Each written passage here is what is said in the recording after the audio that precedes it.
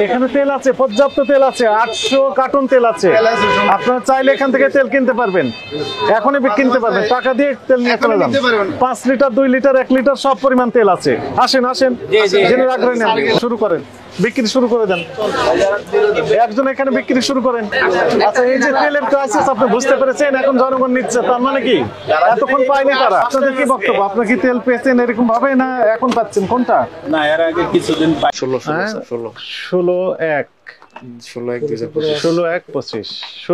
জানুয়ারি, 16 জানুয়ারি অনেকদিন আগে রাখেন 2 লিটার। হ্যাঁ 17 এই মাসে 17 করে। কিন্তু এক্সিবিশনে শুনেন, এক্সিবিশনে আপনি সয়াবিন তেল সামনে না রেখে অন্যান্য আদার্স তেলগুলো রেখেছেন, সয়াবিন তেল হাইড করে রেখেছেন। কারণ কি? সামনে নেই, পিছনে আমাদের উপস্থিতি টের পেয়ে কয়েকটা তবু রেখেছেন, তবু পিছনে আপনার চালগুলো সব নষ্ট হয়ে যাচ্ছে, সব নষ্ট করে ফেলছে, চালগুলো সব নষ্ট করে ফেলেছেন।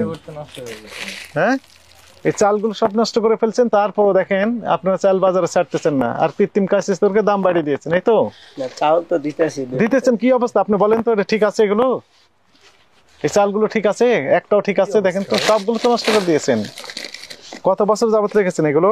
2025 এর মাল এখন আমরা দেখলাম, হ্যাঁ, ওখানে জানুয়ারি মাসেরটাও আমরা দেখলাম। এবং উনি তেল বিক্রি করতেছে কত জানেন?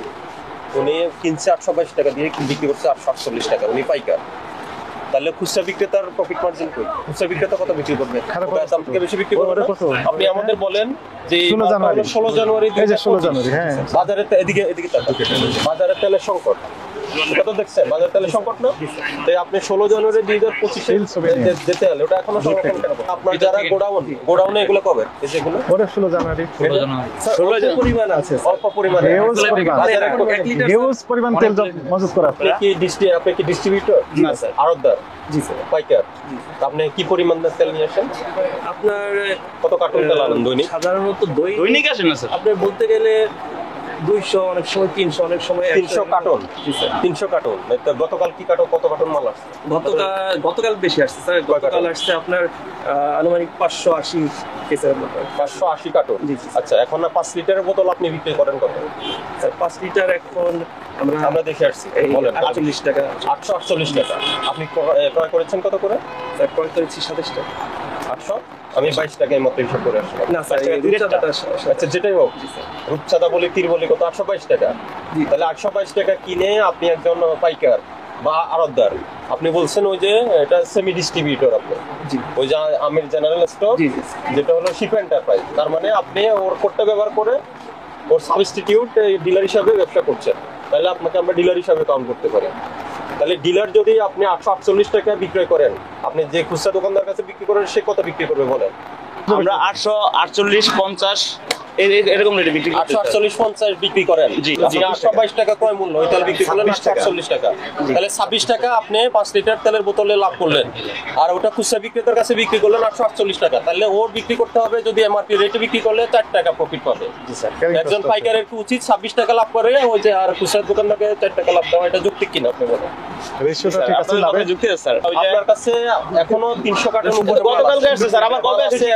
16 জানুয়ারি 2025 সালে প্রোডাক্ট এখনো রেখে দিয়েছেন, তবু বলেন আপনার কাছে अवेलेबल না। আরেকটা সমস্যা আছে, এই অনেক বছরের চাল নষ্ট হয়ে যাচ্ছে, পোকায় খেয়ে ফেলতেছে, ইঁদুরে খাচ্ছে, সেগুলো রেখেছেন পাইল করে মজুদে, কিন্তু বিক্রি করতেছেন না। এই যে আপনি তো কৃত্রিম সংকট আপনি তৈরি করছেন। মাঝে দিয়ে চালের দাম বাড়ছিল কি বলেন? দাঁড়ান, আমার মাঝে দিয়ে চালের দাম অনেক বেড়ে গেছে না?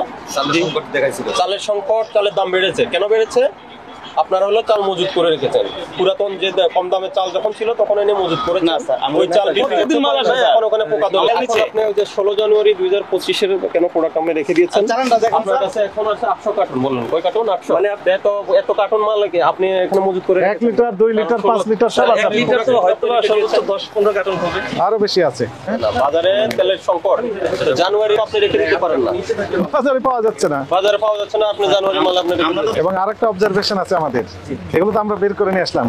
আপনি দেখেন আপনি এখানে সয়াবিনের যেভাবে সাজিয়ে রেখেছেন ডিসপ্লেতে, তাতে করে এখানে আছে পাম অয়েল, এখানে আছে ফরচুন সরষের তেল, আর ওটা সানফ্লাওয়ার অয়েল, কিন্তু মূল সয়াবিন তেল এখানে নেই, পিছনে হাইড করে রেখেছেন। পিছনে দেখা যায় না। তো এগুলো তো আবার আমাদের উপস্থিতি টের পেয়ে হয়তো ওই দিকে কয়েকটা বোতল রেখেছেন, কিন্তু মূল সয়াবিন তেলের দিক নেই, ডিসপ্লেতে থাকতে হবে সয়াবিন তেল, যেহেতু আপনার কাছে আসছে, তাই না? তাহলে চালের ব্যাপারে চালের দাম এত করে বেড়ে গেল, পাইকার চালগুলো কি ভালো আছে না নষ্ট হয়ে গেছে? সত্য কথা বলুন। পাইকারি বিক্রেতা কিছু চাল মানে নষ্ট হয়ে গেছে, নষ্ট হয়ে গেছে, পোকায় ধরে গেছে। পোকায় ধরেছে, এটা সত্য। তাহলে আমার তো কষ্ট লাগলো এগুলো দেখে, অনেক লোক তো না খেয়ে থাকছে, আবার পাচ্ছে না, পয়সার অভাবে বিক্রেতা অনেক অসহায় মানুষ আছে না, ওনাদের খাবারগুলো তো আপনি নষ্ট করে বসে আছেন। আপনার ইন্টেনশন ভালো না, ইন্টেনশন ভালো হলে সয়াবিনের তেলের ডিসপ্লে আগে দিতেন, যেহেতু আপনার কাছে পর্যাপ্ত আছে না, জি স্যার। আর সেগুলো ব্যাকওয়ার্ড রেখে দিয়েছেন যেন দেখা না যায়। আর কি বিক্রি করছেন? বুঝতে পারছেন তাহলে সেটা কি অপরাধ হয়েছে? 2 কার্টুন নিয়েছেন, নিশ্চয় উনি খুচরা দোকানদার, মুদি দোকানদার না? তা তো তাহলে তেল বিক্রি করেছেন, নিচ্ছেন 12 কার্টুন, হ্যাঁ, এরপর 2 লিটার নিচে 18 কার্টুন, উনি একটা খুচরা, আচ্ছা 2 কার্টুন, তাহলে উনি তো নিচ্ছে খুচরা দোকানদার। তাহলে আপনি যদি এমআরপি 850 টাকা বিক্রি করে ফেলেন 5 লিটার বোতল, উনি কত বিক্রি করবে? উনি 852 বিক্রি করবে, 28 টাকা আপনি প্রফিট করছেন, ওনার জন্য 2 টাকা রাখছেন খুচরা বিক্রেতার জন্য। এটা কি ন্যায্যতা হলো? আপনি একজন পাইকারি হিসাবে আপনি প্রতি বোতলে 28 টাকা লাভ করলেন, আর একজন খুচরা বিক্রেতার জন্য রাখলেন 2 টাকা। ঠিক আছে, এখানে ওই যে ওটা 2 থেকে 4 টাকা লাগবে, 2 টাকা রাখছেন, এটা কি সঠিক হলো? ন্যায্যতা হলো এটা? যে আমাদের কাছে যে বিভিন্ন নিউজ আসতেছে, তথ্য আসতেছে, যে নিউজ হচ্ছে 852 টাকা গায়ের মূল্য মুছে দিয়ে 900-950 টাকা বিক্রি করছে, এটার মূল কারণটা হলো এটা ডিস্ট্রিবিউটর প্রাইসে কিনছেন, মানে আপনাকে ডিস্ট্রিবিউটর হিসেবে ট্রিট করা হচ্ছে। ডিস্ট্রিবিউটর প্রাইসে মাল কিনে আপনি কিভাবে এমআরপি প্রাইসে বিক্রি করেন, এটা ব্যাখ্যা করেন। নতুন বাজারে কোনো দোকানে আমরা এই তেলগুলো পাই নাই। 800 কার্টন তেল আপনার কাছে আছে নতুন বাজারের একটি দোকানে, আর বাকি কোনো দোকানে তেল নেই। আপনার সামনে যে বাজারটা আছে, একটা দোকানেও তেল নাই, আমরা সব খুঁজে আসছি, তন্ন করে কোনো দোকানে তেল নাই। সে ডিস্ট্রিবিউটর প্রাইসে মাল কিনে কিভাবে এমআরপি প্রাইসে বিক্রি করে, এটা ব্যাখ্যা দিতে হবে। নির্দেশনা এনাদেরকে যে সব বিক্রি করে দিতে হবে। এটা আজকের মধ্যে ক্লিয়ার করবেন ইনশাআল্লাহ। আজকের মধ্যে ক্লিয়ার করেন, আর আজকে করেন, সতর্কতামূলক 50,000 টাকা অর্থদণ্ড দেন, আর যদি অনাদায়ে তাহলে বন্ধ করে দেন। এটি সতর্কতামূলক, এই যে দণ্ড, এটা হচ্ছে সতর্কতামূলক 50,000 টাকা। কিন্তু আপনাদের কার্যক্রম টোটালি আমরা মনিটরিং করব।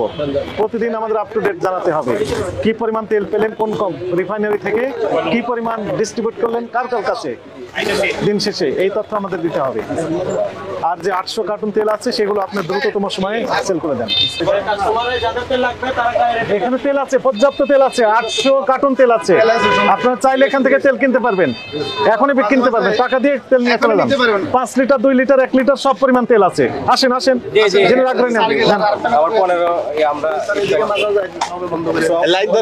আমরা সবগুলো দেখবো। দেন, শুরু করেন, বিক্রি শুরু করে দেন।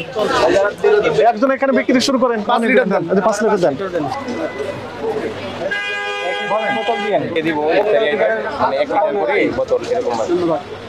আপনার 5 লিটার কয়টা দিব?